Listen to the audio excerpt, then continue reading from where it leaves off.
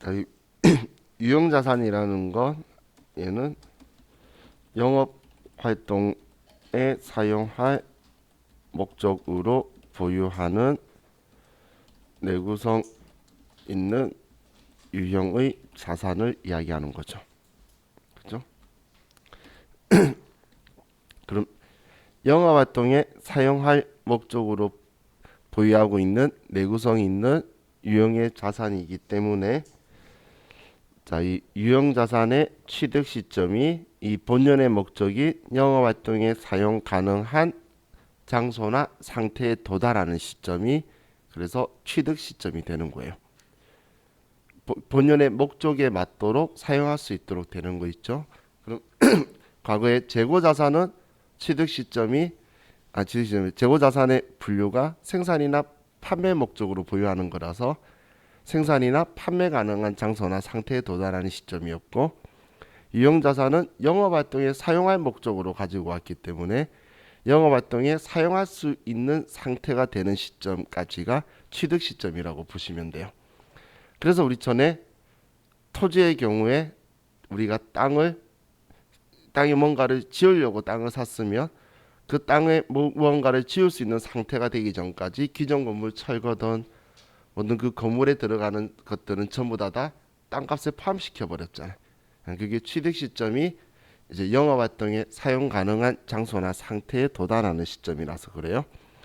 자, 그래서 자, 유형 자산의 취득 시점은 영업 활동에 사용 가능한 장소나 상태에 도달하는 시점이다라고 보시면 돼요. 자, 그럼 우리는 취득 시점 이전 지출에 대해서는 취득 원가에 포함할 거고, 한마디로 유형 자산 계정 과목으로 처리하는 거고, 취득 시점 이후 지출에 대해서는 우린 수익적 지출은 비용으로 처리하는 거고, 자본적 지출은 자산으로 처리하는 건데 유형자산 계정 과목으로 처리를 해버린다는 이야기예요.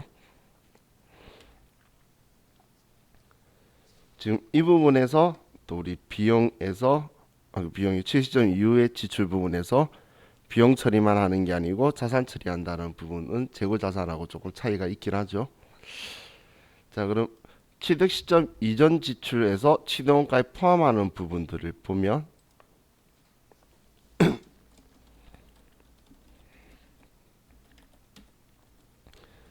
자, 먼저 우리가 취득세를 납부하는 자산인 경우에는 취득세라든지 아니면 등기 비용이라든지 자, 혹은 이제 우리 중개 수수료라든지 혹은 외국에서 가져오면 관세라든지 혹은 통관 재비용이라든지 그리고 기계장치 보기 전에 토지라고 하면 얘도 취득세나 등기 비용이나 이런 게 들어갈 건데 그러면 토지 정지 비용이라든지 집안 평탄화 작업이라든지 아니면 우리 기존 건물 즉시 철거 비용이라든지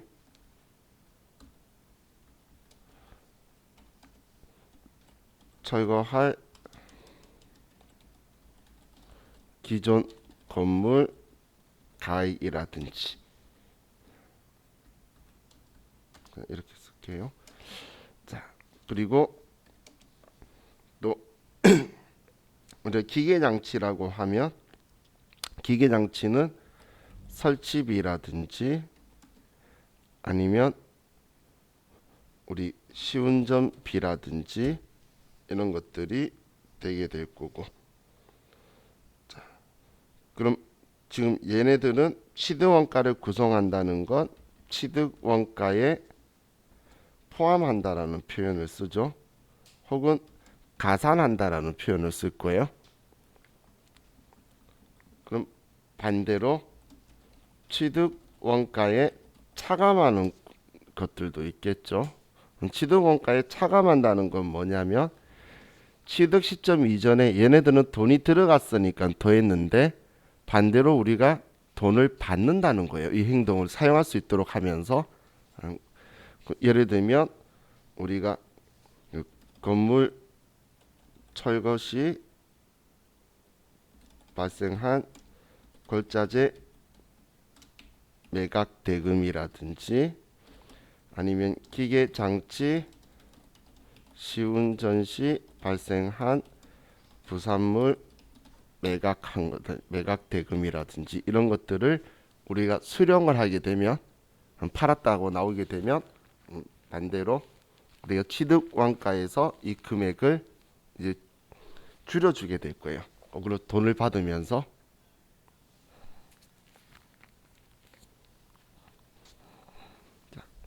그래서 우리 취득 원가에 일반적으로 돈이 들어가는 건 더하게 되는데 거꾸로 받으면 취득 원가에서 줄어든다라고 생각할 수 있겠죠. 취득 시점 이전에 발생하는 거예요. 자, 그럼 우리는 지금 취득 원가 구성에서 가산한다는 게 이것들인데 지금 얘네 취득 원가 구성하는 거에서는 외부 구입이면 지금 얘네들은 자 가지고 보면 외부 구입 시에는 유형자산 계정 과목으로 바로 처리를 하는데 내부 창출 그냥 자가 건설 혹은 자가 제작이라는 뜻이랑 같은 말이라 그랬어요. 이때는 건설 중인 자산으로 처리하고 그 후에 완공 시 유형자산 계정 과목으로 대체를 하는 거죠. 그죠?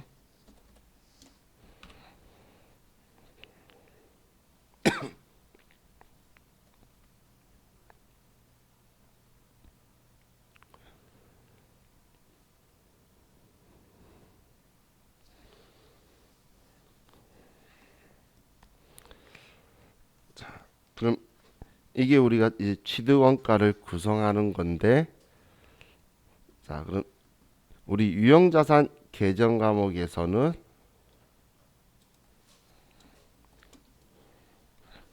토지나 건설 중인 자산이라는 계정 과목을 제외하고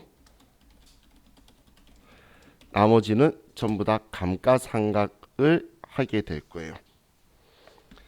그럼 우리는 감가상각이라는 건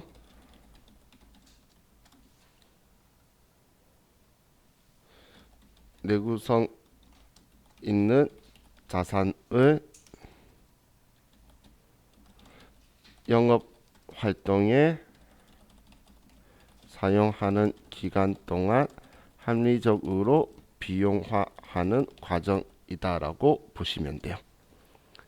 한 번에 못 쓰는 게 아니고 오랫동안 쓸 수 있으니까 그렇게 사용하는 기간 동안 합리적으로 비용화하는 그런 과정이 감가상각이다라고 보시면 돼요. 자, 그럼 이 감가상각은 결론적으로 비용화하게 되게 되는데 그런데 얼마만큼 지금 달았는지 제 표현대로 하면 비용화가 되었는지를 우리가 정확하게 측정할 수는 없겠죠.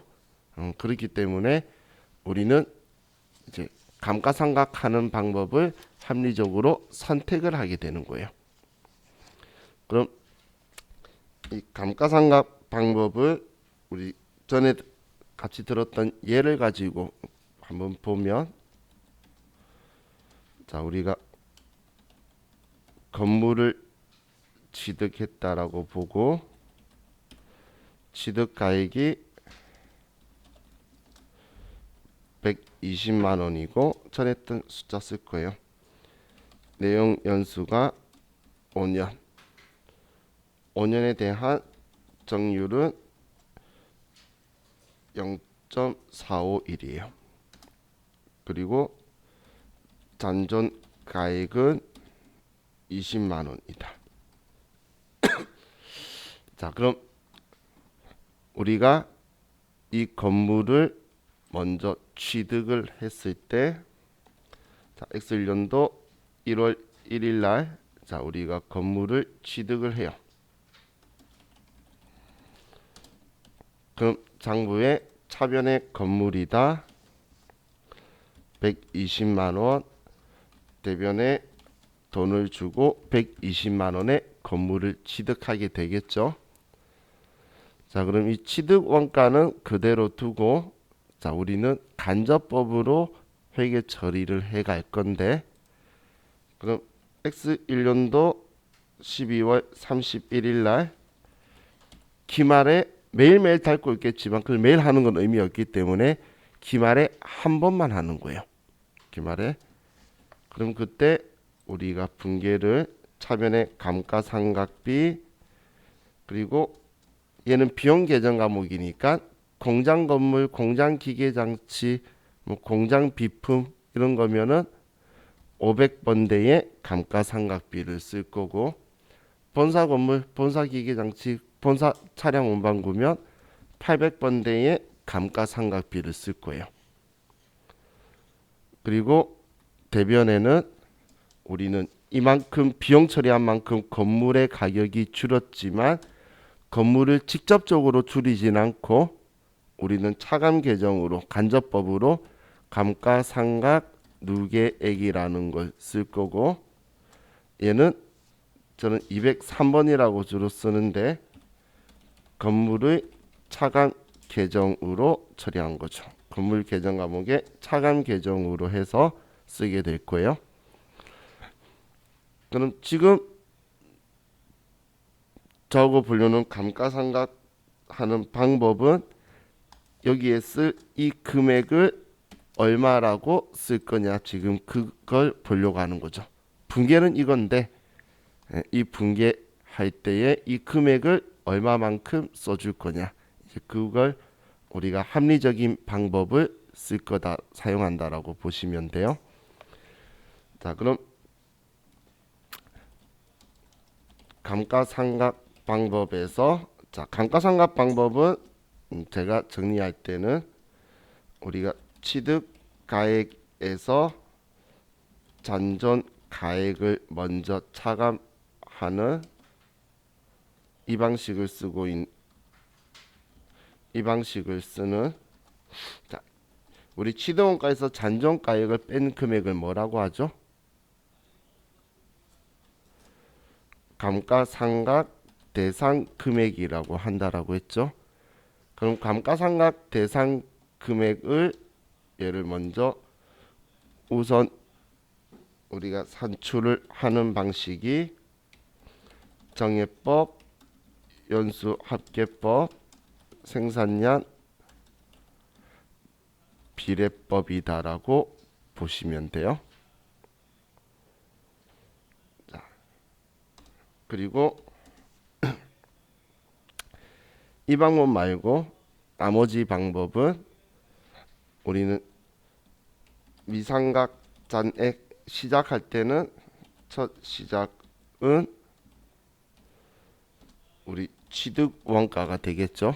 취득 원가부터 우리가 계산을 하고, 그리고 잔액으로 계산을 하고, 우리가 마지막 끝수 조정으로 잔존 가액을 우리가 정리하는 방식이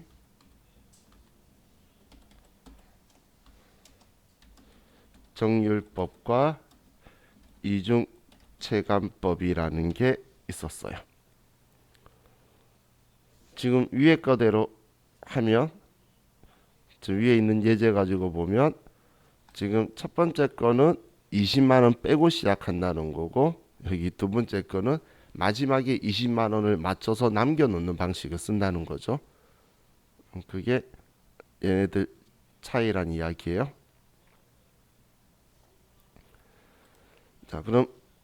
먼저 정해법부터 보면 정해법은 감가상각 대상 금액을 구하기 위해서 취득가액의 잔존 가액을 뺀 금액을 내용 연수로 나눠주는 거죠. 취득가액의 잔존가액을 내용 연수로 나눠주면 지금 위에 있는 숫자로 하면 120만 원에 잔존가액 20만 원을 빼면 100만 원인데 이걸 5로 나누게 되면 금액은 20만 원이 된다란 이야기예요.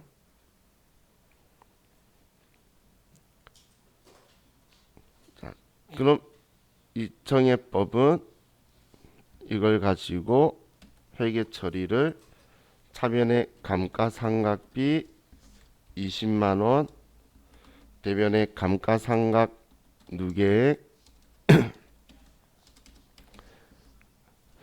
20만 원이다. 건물의 차감 계정으로 이 회계 처리를 X1년도 12월 31일 날 그리고 X2년도 12월 31일 날 똑같이 또 X3년도 12월 31일 날 X4년도 12월 31일에도 그리고 X5년도 12월 31일에도 이렇게 총 5번을 똑같은 분계를 하는 거예요.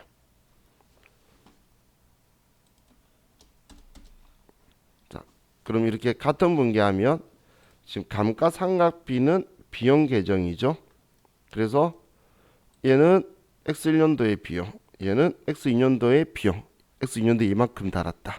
X4년도에 이만큼 달았다. 그냥 각 해에 비용 처리를 하는 건데 감가상각 누계액은 자산의 차감 계정이기 때문에 20만 원이었다가 그 다음 연도 20만 원 또 쓰면 합쳐서 40만 원, 그 다음 연도 쓰면 합쳐져서 60만 원.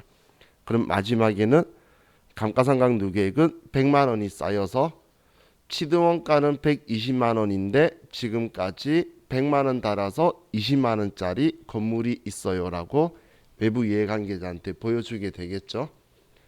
그럼 이걸 우리가 팔면 20만 원 받을 수 있다는 게 잔존가액이었잖아요.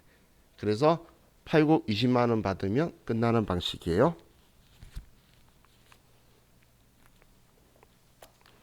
자, 다음 이제 이중체감법을 볼게요.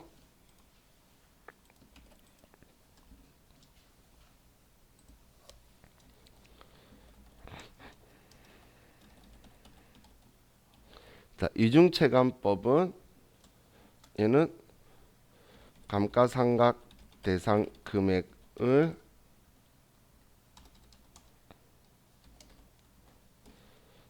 사용 기간 동안 내용 연수 역순으로 안분한 거예요. 안분한 만큼 감가상각비로 인식하는 거예요. 그럼 이 사용하는 기간 동안 내용 연수 역순으로 안분하기 때문에 공식이 취득가액 빼기 잔존가액을 하고 여기에 곱하기 내용 연수의 역순을 내용 연수 합계로 나눠주는 거죠.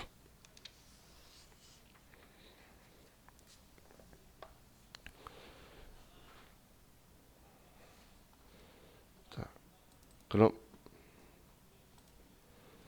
지금 위에 있는 예제를 가지고 또 그대로 써보면 120만 원에서 20만 원을 빼고 그럼 이 100만 원에 5년짜리니까 1차 년도에는 5. 근데 분모는 5, 4, 3, 2, 2를 더하면 15. 이렇게 계산을 한다는 이야기예요. 자, 그럼 자 보면 X1년도 12월 31일은 계산할 때 지금 5년이니까 이 금액으로 계산을 해서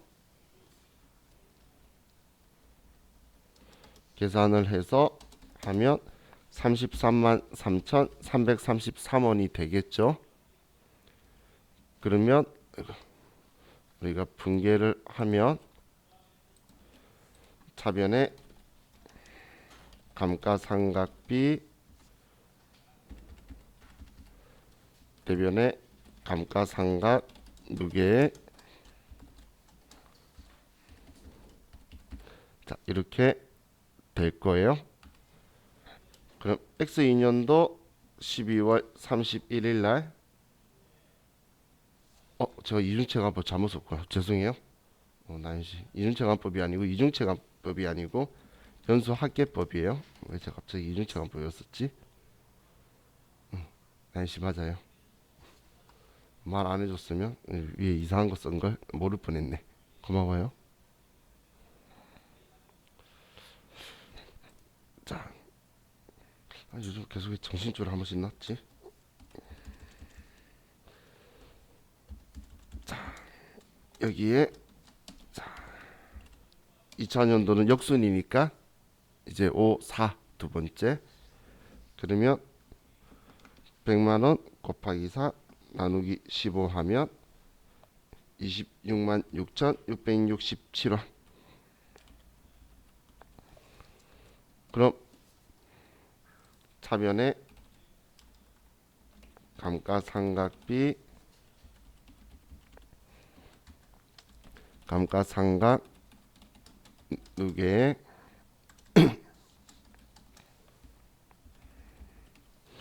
이렇게 금액을 쓰고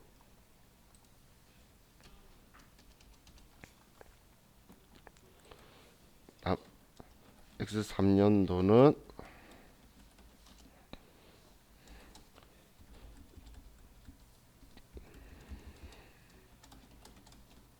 또 역순인 15분의 3. 그러면 100만원 곱하기 3 나누기 15 하면 딱 20만원이 되네요. 그럼 20만원을 차변에 감가상각비,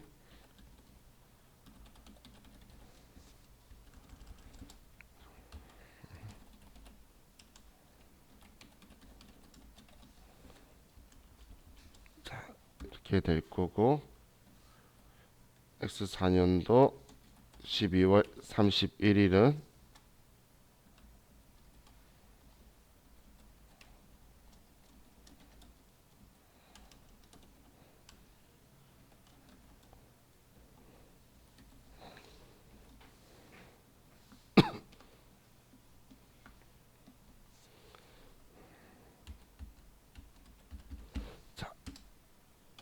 이 금액이고,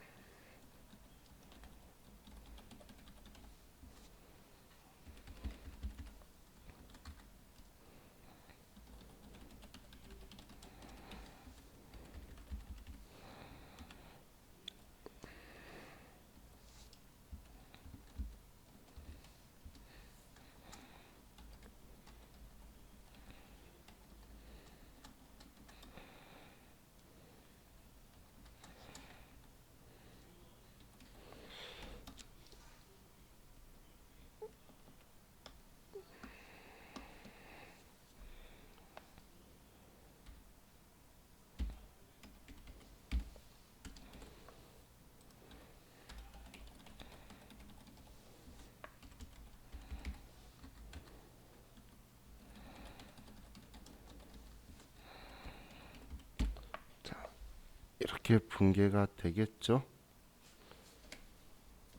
이렇게 하면 우리 지금까지 했던 금액 34만 3,333원에 66, 667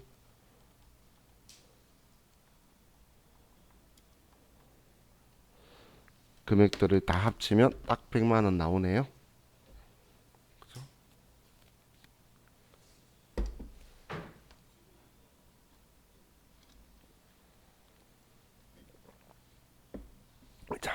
이렇게 계산해서 가는 게 연수합계법이에요. 그럼 지금 얘 더하면 딱 100만 원이 되는 거죠. 그런데 딱 100만 원을 맞췄지만 금액은 거꾸로 1차 년도가 제일 크게 지금 5대 4대 3대 2대 1로 안분하는 방법이에요. 나중에 우리가 그 부가가치세법 가면 과세 면세 비율로 안분을 할 건데 안분을 할 때 제일 좋은 방법이 서로 비율로 나눌 숫자들을 전부 다 합치는 거예요. 그리고 합쳐서 얘한테 몇인지를 서로 넣는 게 우리 비율 구하는 거에 제일 쉬운 방법이죠. 그래서 지금 그 방법으로 지금 안분 계산을 한 거예요. 그래서 지금 5대 4대 3대 2대 1로 할 거니까 얘네들 다 합치면 15잖아. 그래서 전체 15 중에 너는 5다. 너는 15 중에 4다. 이런 방식으로 안분한 거예요. 그럼 우리 정해법은 마지막 해 우리가 성능이 안 좋아질 확률이 높은 마지막 해까지 똑같은 비용 처리되는 건 적절하지 않기 때문에 이런 방법을 고안해낸 거다라고 보시면 돼요. 자, 이게 우리 연수합계법인 거고, 자, 우리 생산량 비례법은 그냥 공식만 가지고 보면 돼요. 왜냐하면 생산량 비례법 가지고 우리한테 문제로 나올 계산 문제로 나올 확률은 없어요. 자, 그래서 생산량 비례법 혹은 조업도 비례법이라고 하는데, 조업도라는 건 우리가 얼마나 많이 만드느냐, 얼마나 많이 생산하느냐, 아니면 얼마나 많은 시간을 썼느냐, 이런 식의 기준점을 잡는다는 이야기예요. 그럼 생산량 비례법이라고 표현을 많이 쓰긴 하는데 생산량만 가지고 하는 게 아니라 다른 기준을 잡을 수도 있겠죠. 그럼 그 기준을 가지고 이제 뭐 기계 장치는 뭐 몇 개 생산한다는 것도 있겠지만 몇 시간 돌리면 못 쓴다 이렇게 된다면 시간을 가지고 이제 비례적으로 움직일 때 그렇다고 시간 비례법이라고 쓰진 않아요. 그때 이제 조업도 비례법이라는 표현을 써요. 자, 그럼 얘는 우리가 하는 게 계산하는 게 똑같이 취득 원가 빼기 잔존 가액을 하고, 자, 그리고 나서 여기에 곱하기 지금 현재 실제 생산량을 예정 총 생산량으로 나눠서 예를 들어 10,000개를 생산할 수 있는데 3,000개를 이번에 생산했다면 30%가 달았어. 이런 식으로 계산해 가는 방식이다라고 보시면 돼요. 그럼 얘는 원년을 쓴다라는 기준이 있는 게 아니죠. 내용 연수도 생산량에 따라서 결정되는 거예요. 만약에 올해 10,000개 생산할 수 있는 기계였는데 10,000개를 우리가 생산해버리면은 올해 100만 원의 감가상각이 한 번에 다 일어나는 거예요. 그렇기 때문에 얘는 특정한 규칙이 있는 게 아니기 때문에 우리는 지금 이 실제 생산량을 기준으로 해서 비례적으로 계산되는 방식이다라고 보시면 돼요. 근데 얘도 취득원가의 잔존가액을 빼는 건 똑같은 거죠. 자, 다음은 정률법이 있는데, 자, 정률법은 얘는 이제 보기 전에 먼저 영어로 미상각잔액이라는 표현이 있죠. 미상각잔액이라는 말을 다른 말로 보면 감가상각 안 한 금액을 말하는 거잖아요. 안일미자니까 미상각잔액이라는 건 감가상각 안 한 거죠. 그래서 얘를 구할 때는 우리는 취득 가액에 빼기, 그럼 지금까지 감가상각한 금액을 빼면 나머지는 감가상각 안 한 거겠죠. 그래서 감가상각 누계액을 뺀 거예요. 자, 그럼 유형자산 이야기하면서 제가 앞으로도 계속 우리 부가가치세하고도 또 계속 이야기할 거예요. 얘 장부가액이 얼마냐고. 자, 우리가 100만 원에 샀는데 감가상각이 40만 원 되었어요. 아니 100만 원의 감가상각. 그러면 얘는 우리는 얼마짜리라고 보여줘야 되죠? 100만 원 샀는데 40만 원 달았으면 60만 원이다라고 보여줘야 되겠죠? 그 60만 원이라 보여주는 방법은 직접적으로 60이라고 보여줄 수도 있고 100만 원에 샀는데 40만 원 달아서 60이에요 라고 보여줄 수도 있어요. 어떻게 보여주든 간에 우리가 장부에서 보여주고 싶어하는 금액은 60만 원이죠. 그럼 간접법을 쓰면 취득원가의 감가상각 누계액 차감 계정 달았다는 건 우리 장부가액이라는 건 가상 계정은 더하고 차감 계정은 빼는 거죠. 이 장부가액은 우리 본 계정 과목 금액에 플러스 가산 계정 마이너스 차감 계정을 한 게 장부 금액이에요. 그럼 이 감가상각 누계액은 차감 계정이기 때문에 취득 가액에 빼기 감가상각 누계액을 하면 이 장부 금액이 나오는 거예요. 그럼 결론적으로 미상각 잔액하고 장부 가액은 같은 금액이라는 같은 걸 의미한다라고 보시면 되겠죠. 그래서 미상각 잔액은 그냥 장부 가액이다라고 보시면 돼요.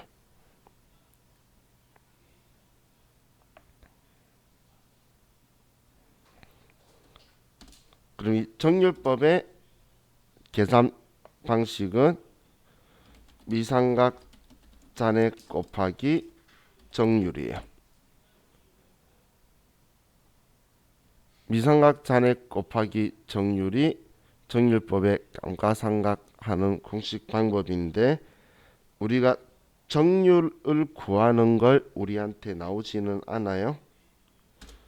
그럼 정률은 무조건 줄 거니까 X1년도 12월 31일 날 자, 우리는 처음 취득했으면 첫 해 상각할 때는 감가상각 한 적이 없겠죠.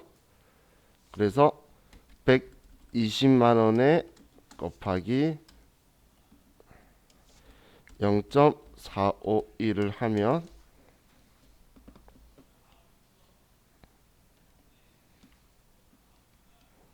451을 하면 54만 1,200원이 되게 되네요. 자, 그러면 차변의 감가상각비 54만 1,200원이고 대변의 감가상각 누계액 54만 1,200원이다. 그럼 X2년도 12월 31일에는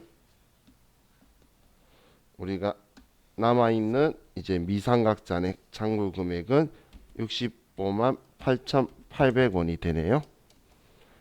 이 금액에서 이만큼 뺐더니 이 금액이 남아있다는 이야기예요. 그럼 여기에 똑같이 0.451을 하게 되면 금액은 29만 7,119원이 되게 될 거예요. 그럼 이 금액만큼 차변의 감가상각비 대변의 감가상각 누계액 이렇게 처리될 거고 그럼 X3년도 12월 31일 날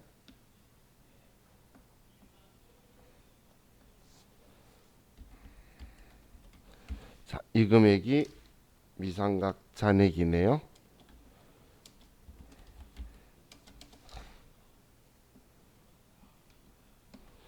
자, 그러면 우리는 16만 3천 이걸 하면 안 되겠네요. 제가 까먹었었네. 예, 16만 3,118원이 되는데 그러면 장부 금액이 낮게 나오게 되겠죠. 이렇게 하게 되면 우리 장부 가액이 이렇게 처리를 하면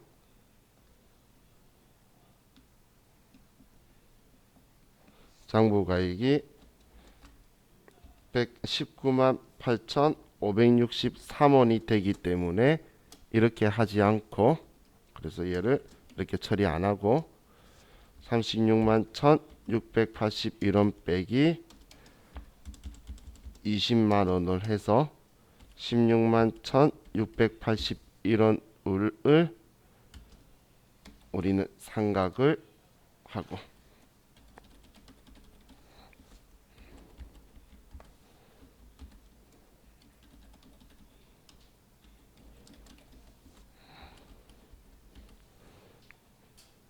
그럼 X 4년도 12월 31일은 감가상각을 하지 않고 당연히 X 5년도 12월 31일도 감가상각 회계 처리를 하지 않는다는 거예요. 그냥 지금 얘네들 합치면 딱 100만 원이겠죠. 그러면 이제 20만 원은 남아 있으니까 얘 못 쓸 때 처분하면서 걔를 받을 거예요. 이렇게 해가는 게 지금 정률법으로 처리를 한 거예요. 자, 그럼 이중체감법을 가지고 보면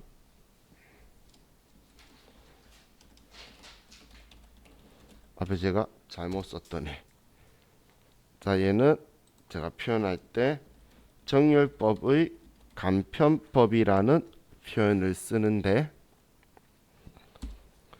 정률법의 간편법이니까 얘 공식은 미상각 잔액 곱하기 정률을 쓰는 건 똑같아요.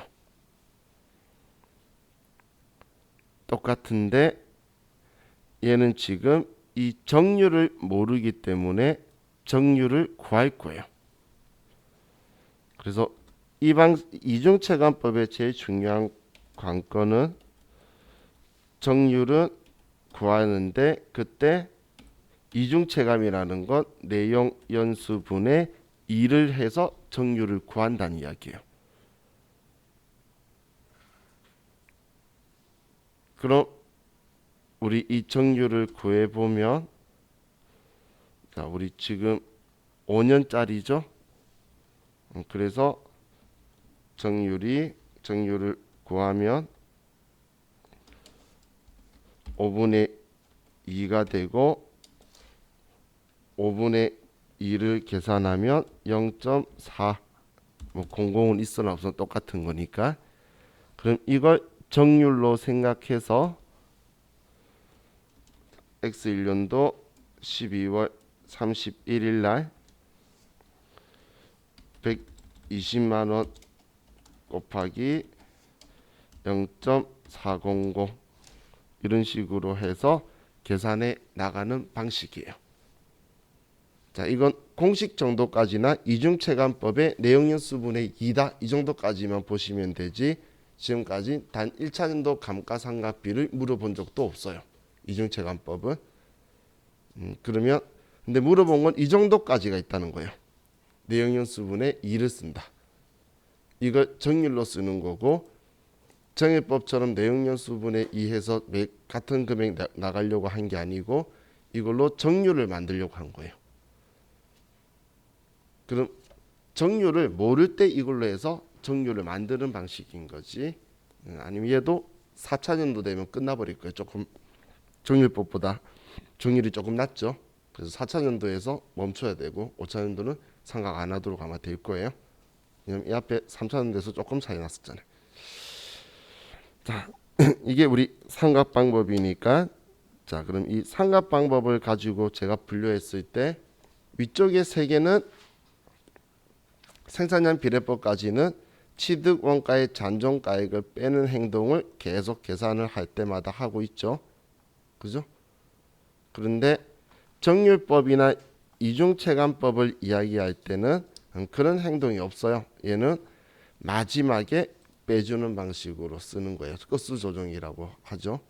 그래서 이중체감도 똑같이 마지막에 20만 원을 남기는, 계산하는 방식은 똑같은데 정률을 만들었다는 차이밖에 없는 거예요. 그래서 똑같은 방식으로 가서 처리할 거다. 이렇게 생각하시면 돼요. 자, 다음 이제 우리 교재에 가서 교재 이거 정리해야 되는구나. 자, 우리는 무조건 1차 연도 감가상각비나 2차 연도 감가상각 누계액이 큰 걸 물어보게 되면 무조건 정률법이 제일 크고 연수합계법이 중간에 껴있고 그리고 정액법이 가장 작게 나오게 되는 거예요. 그렇기 때문에 이 상각방법 중에 보수주의에 가장 적합한 상각방법 혹은 안정성이 가장 높은 방법, 얘는 정률법이 되는 거예요. 반대로 낮은 방법은 정액법이 되겠죠. 그 이유는 이 회계 처리는 비용으로 처리하는 거고 자산을 감소시키는 거기 때문에 이 회계 처리가 감가상각이, 그러면 비용은 높게 자산은 낮게 쓰는 게 지금 얘죠. 그렇기 때문에 이 보수주의에 가장 적합한 방법은 정률법이다라고 기억을 해두시면 좋을 것 같아요. 그리고 감가상각비 물어볼 때에 어느 게 크냐라고 감가상각 방법 물어보면 그냥 이 순서는 정률법이 제일 크고 정액법이 작다는 건 불변이니까 무조건 여러분들이 같이 기억해 두시면 좋을 것 같아요. 자, 이번에 참고로 한 번씩 유사하게 언급이 나오는데, 자, 우리가 고정자산이라는 글자를 본 적 있죠? 우리 컴퓨터 하다 보니까 고정자산 간편 등록하면서 뜨고 막 그러잖아요. 그죠? 이 고정자산이라는 말은 세법상 감가상각하는 자산을 이야기하는 거예요. 뭐 감가상각만이 아니고 뭐 상각하는 자산도 있는데 가치가 다른 걸 이야기하는 거예요. 이런 걸 고정자산이라고 하는데, 우리 법인세법에서는 우리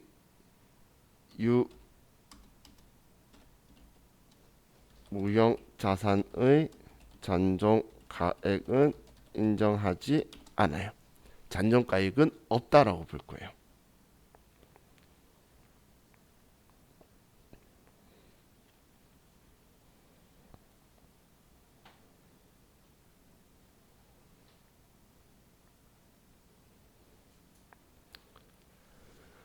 고정자산이란 말이 세법 용어인데 고정자산 뭐뭐뭐 적혀놓고 가면, 그래서 컴퓨터가 계산해 준다고 해서 참 좋은데 보면 잔존가액 쓰는 칸이 없어요.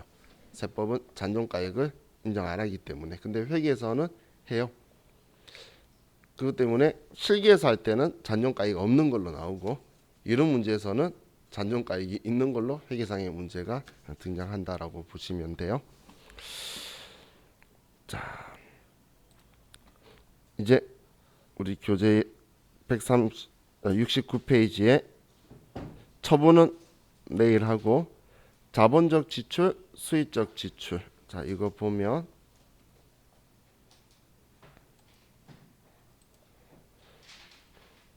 자, 얘는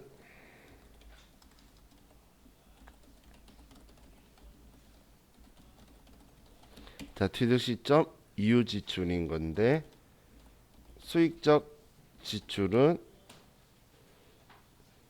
얘는 내역이 현상 유지라든지 아니면 원상 회복, 능률 유지 이런 형태인 거고, 이런 형태가 일어나게 되면 지출 즉시 전액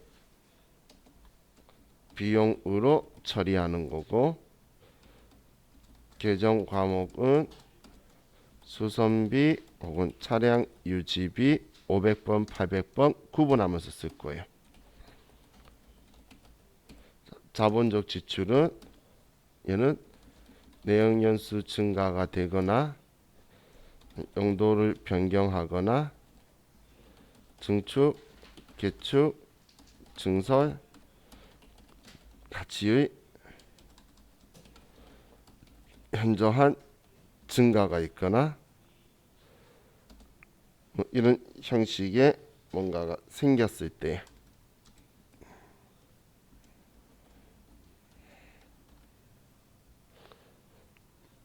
이런 경우에 우리는 지출 시 유형 자산으로 처리를 하는데, 그리고 나서 우리가 사용 기간 동안 감가상각으로 비용 처리를 하는 거예요. 물론 토지는 사용 기간 동안 비용 처리가 아니고 팔았을 때의 대응 원가로 비용이 되는 거죠. 그래서 얘는 지출했을 때의 계정 과목은 유형자산 계정 과목을 사용을 하죠. 그죠? 우리 그 회계급 가지고 교재 봤을 때도 수익적 지출로 처리하시오, 자본적 지출로 처리하시오 적혀 있는 것도 있고 안 적혀 있는데 내용에서 우리가 캐치한 적도 있죠. 그래서 여러분들이 이건 대변에 돈이 나간 거고 차변에 비용 처리할 거냐, 아니면 자산에 이제 증가로 자산 처리할 거냐, 그걸 여러분들이 선택을 하시면 될 것 같아요. 자, 오늘은 우리 여기까지 하는데, 오늘 한 거는 사실 전에 했던 것들이랑 겹치는 부분이 좀 많았죠. 근데 내일은 이제 전에 안 했던 부분들이 좀 나올 거예요. 그렇기 때문에 내일은 우리 지금 금요일이죠. 내일 보면 또이트가 못 보니까 내일도 수업에 꼭 참석을 해주시면 좋겠어요. 자, 오늘 고생 많으셨고, 자.